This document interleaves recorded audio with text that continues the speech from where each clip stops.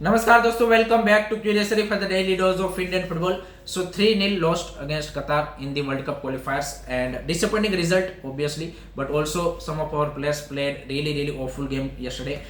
Bearing one or two positives.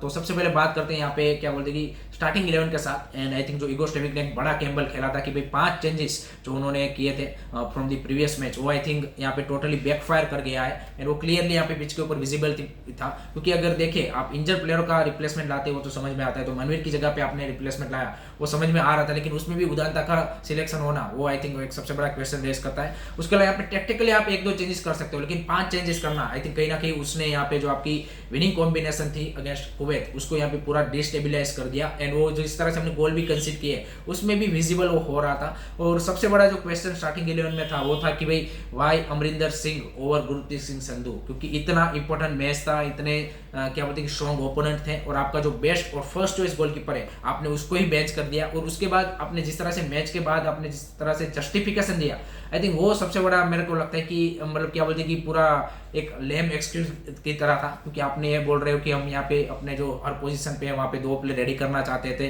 तो we want to try out Amarinder, और इस तरह का मैच में मौका देना चाहते थे ताकि वो एशियन कप के लिए रेडी हो पाए. लेकिन भाई ये टाइम नहीं है कि आपको यहाँ पे प्लेयरों को ट्राई करना है. ये सारी चीजें आपको इंटरकॉन्टिनेंटल साफ में करनी थी, और वहाँ पे आपने की भी थी. तो यहाँ पे कोई चांस नहीं बनता. वर्ल्ड कप क्वालिफायर्स हमने पहले भी बात की है, और उन्होंने खुद ने बोला है इगो स्टेविक ने कि भाई यहाँ पे वर्ल्ड कप क्वालिफायर्स में भाई 3 पॉइंट मैटर करते हैं, बाकी सारी चीजें मैटर नहीं करती. तो वो एम होना चाहिए रादर देन कि भाई आप अभी भी एक्सपेरिमेंट कर रहे हो अपनी टीम के साथ. ये एक्सपेरिमेंट करने का टाइम नहीं है, अब डिलीवर करने का टाइम है. और अभी अगर आप डिलीवर नहीं करते तो आपको ब्लेम लेना चाहिए, उसमें कोई क्या बोलते कि बुरी बात नहीं है, क्योंकि कभी कभी आपकी ओर से डिलीवर नहीं होता है. सो आई थिंक उनको यहाँ पे क्या बोलते कि वो एक्सेप्ट करना चाहिए था कि भाई अमरिंदर को सिलेक्ट करना over the Gurpreet Singh Sandhu. That was a big mistake मेरे हिसाब से. दूसरा यहाँ पे उदांता का सिलेक्शन भी हमने जैसे प्रीव्यू में भी बोला था कि भाई Udanta don't deserve to be in starting 11. And I think फिर से वो हाफ टाइम पे सब्स्टिट्यूट हो गए और उसकी जगह पे मैच को लाना पड़ा. तो दैट शोज कि भाई उदांता की यहाँ पे सिलेक्शन इन द स्टार्टिंग 11 वो भी यहाँ पे गलत कॉल थी यहाँ पे.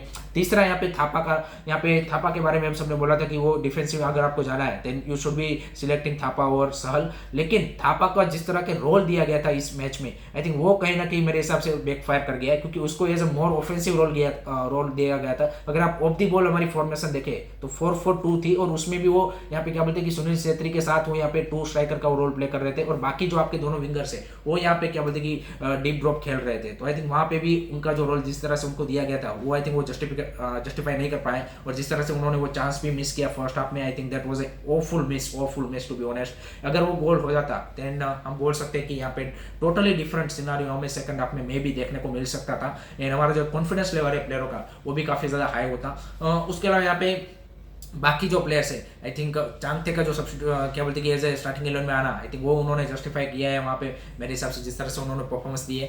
अगर सेकंड हाफ की बात करें तो सेकंड हाफ में भी हमने 1-2 बढ़िया चांस बनाए. एक तो वो सहल वाला चांस था, वो आई थिंक हो सकता था. दूसरा यहाँ पे जो क्या बोलते कि before the end of the game जो यहाँ पे ईशान पंडिता और महेश का आई थिंक वो क्या बोलते कि दोनों क्लैश हो गए, आई थिंक वो भी एक जबरदस्त चांस था. तो 2-3 हमने काफी बेहतरीन चांस बनाए थे, लेकिन उसमें से हम कोई भी चांस फिनिश नहीं कर पाए. तो अगर आप देखिए बड़ी टीमों के सामने मैंने जैसे बोला था कि भाई यही होता है कि आपको चांस मिले उसको आपको कन्वर्ट करना ही पड़ेगा. आपको कम चांस मिलेंगे लेकिन आपको उसमें आपकी जो कन्वर्जन रेट है या फिर आपकी एक्यूरेसी है वो ऑन पॉइंट होनी पड़ेगी, तभी जाके आप कतार जैसी स्ट्रॉन्ग टीम के सामने यहाँ पे रिजल्ट प्रोड्यूस कर सकते हो. और हमने देख लिया कि भाई उनके पास जो इंडिविजुअल ब्रिलियंस वाले प्लेयर है वो काफी तगड़े प्लेयर है. तो उसको यहाँ पे बीट करना आपके लिए इजी नहीं हो रहा. जिस तरह से भाई अकरम हफीफ खेल रहा था प्राइम मेसी की तरह भाई वो बंदा खेल रहा था, जिस तरह से भाई वो लेफ्ट साइड से रन बना रहा था, कभी राइट साइड पे क्या बोलते कि आ रहा है, कभी मिडल ऑफ द पार्क से वो ऑपरेट कर रहा है. आप देखिए अलमोइज अली की जिस तरह से मूवमेंट थी, तो दैट शोज कि भाई क्या क्वालिटी उन प्लेयरों की है और क्या हमारे प्लेयरों की एज ए टीम क्वालिटी है.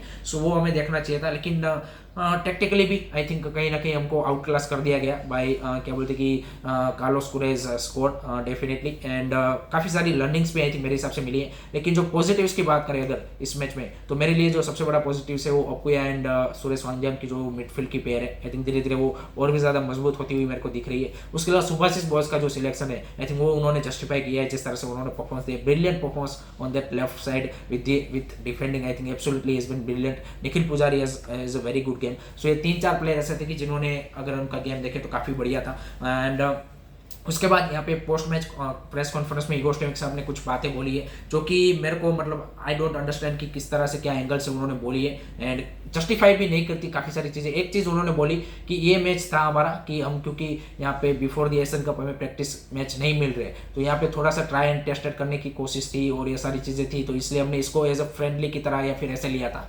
तो वो तो सबसे पहले तो वही क्वेश्चन रेस करते हैं कि ये वर्ल्ड कप क्वालिफायर का मैच है और यहाँ पे कोई एक्सपेरिमेंट करने का कोई सेंस बनाता नहीं है। दूसरी साइड आप ये बोल रहे हो कि एशियन कप से पहले हमें 10-12 दिन बढ़ रहे हैं, तो वो मैं एशियन कप तो मैं काउंट ही नहीं कर रहा हूँ। मैं नहीं चाहता कि मेरे प्लेयर वहाँ पे क्या बोलते हैं कि इंजर्ड हो, तो मेरे लिए तो वो इंपॉर्टेंट ही नहीं है। लेकिन भाई आपके लिए इंपॉर्टेंट नहीं है, लेकिन काफ़ी सारे भाई यहाँ पे जो एशियन प्लेयर्स होते हैं या फिर इंडिया के प्लेयर्स होते हैं उनका सपना होता है भाई एशियन कप में अच्छा करने का। चाहे भले ही हमको पता है टफ ग्रुप है, ऑस्ट्रेलिया के सामने, उज्बेकिस्तान के सामने आपका चांस काफ़ी कम है, लेकिन भाई वहाँ पे जो एशियन कप में आपकी विक्ट्रीज होती है दैट काउंट्स अ लॉट भाई in players career to be honest. क्योंकि एशिया में भाई आपके लिए 2 ही टूर्नामेंट आप एम करते हो as a international football player कि एक तो एशियन कप में अच्छा करना और दूसरा वर्ल्ड कप क्वालिफायर्स या फिर वर्ल्ड कप में। सिंपल सी बात है, तो आप उसको ही काउंट नहीं कर रहे हो। मतलब अब 10-12 दिन का टाइम मिल रहा है तो आप बोल रहे हो कि उसको काउंट ही नहीं करो। एक साइड आप वर्ल्ड कप क्वालिफायर्स के मैचेस को आप एशियन कप की प्रिपरेशन के तौर पे ले रहे हो, दूसरी साइड आप बोल रहे हो कि एशियन कप मेरे लिए इंपॉर्टेंट ही नहीं है, मैं नहीं चाहता कि प्लेयर वहाँ पे क्या बोलते हैं कि इंजर्ड हो जाए। तो आप कर क्या रहे हो? मतलब कौन से एक डिसाइड करो ना भाई कि हाँ भाई ये मेरा स्टैंड है,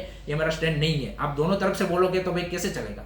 तो ये जिस तरह से उन्होंने आफ्टर दी पोस्ट मैच क्या बोलते हैं कि सारी चीजें बोली है, I am really disappointed with those thing. मतलब कहीं ना कहीं I think as a honest मतलब आपको होना पड़ेगा थोड़ा सा, और जो भी चीज हुई है उसको एक्सेप्ट कर। देखिए गलती होती है और this is the part and parcel of the क्या बोलते हैं कि कोच रोल। एंड हमने काफी बार देखा है कि जो बड़े मैनेजर उससे भी गलतियां होती है, तो उसमें कोई वो होना नहीं चाहिए कि हाँ भाई 5 सब्स्टिट्यूशन जो मैंने या फिर 5 जो चेंज मैंने स्टार्टिंग 11 में किए वो मेरी गलती थी, वो कहीं ना कहीं बैकफायर कर दिए, उसमें एक्सेप्ट करने में क्या दिक्कत है। लेकिन आप इस तरह के लेम एक्सक्यूज दोगे कि भाई यहाँ पे अमरिंदर पुश कर रहा था संदेश जिंगान को 4.5 सालों के लिए, इसलिए वो डिजर्व करता था, तो ये क्या चीज हुई? ये वर्ल्ड कप में करने का कोई टाइम है क्या?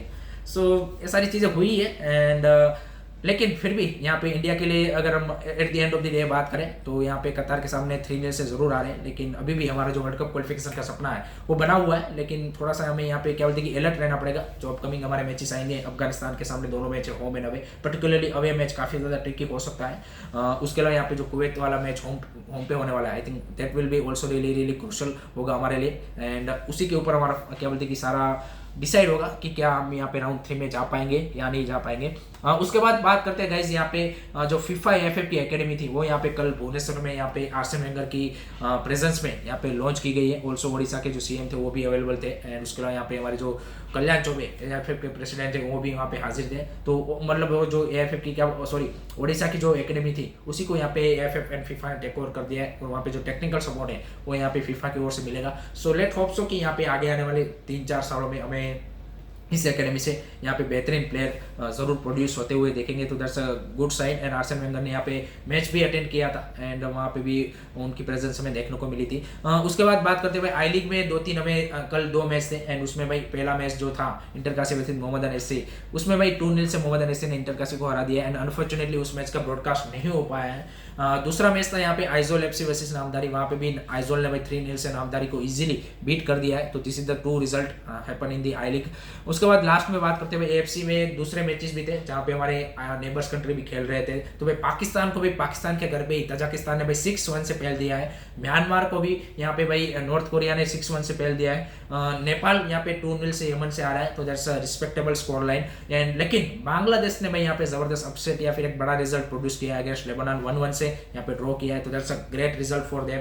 उसके अलावा यहाँ पे दूसरे कंट्रीज की बात करते हुए पैलेस्टाइन ने भाई ऑस्ट्रेलिया के सामने 1-0 से ही आ रहे हैं, तो that's a good result for them. Kyrgyz ने भाई यहाँ पे ओमान को 1-0 से हराया है, so that's another big result.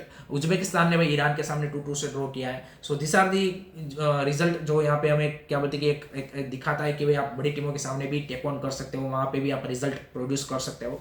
So that's it from my side guys regarding today's Indian football news and I hope कि आपको वीडियो पसंद आया हो। Keep supporting Indian football, don't forget to like से सब्सक्राइब करिए। जय हिंद, जय भारत।